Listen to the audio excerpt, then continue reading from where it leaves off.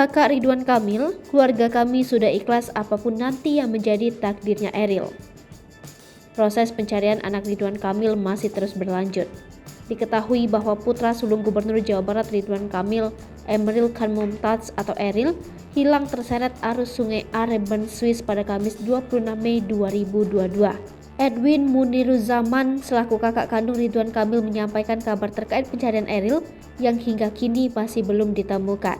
Dilansir dari YouTube KH Infotainment Rabu 1 Juni 2022. Edwin mengatakan bahwa dalam proses pencarian Wali Kota Bern juga berkesempatan datang di lokasi pencarian dan memberikan dukungan langsung kepada Ridwan Kamil. Edwin melanjutkan bahwa warga lokal Bern juga turut membantu proses pencarian tersebut. Kini akan dilanjutkan pencarian selanjutnya. Namun dari pihak keluarga Edwin selaku kakak kandung mengatakan bahwa sudah ikhlas apapun nanti yang menjadi takdir Eril. Tak hanya itu, untuk mengantisipasi berbagai skenario, Edwin mengatakan bahwa pihak keluarga di Bandung sudah berkonsultasi dengan para tokoh agama untuk mengetahui apa yang seharusnya dilakukan sesuai dengan syariat Islam.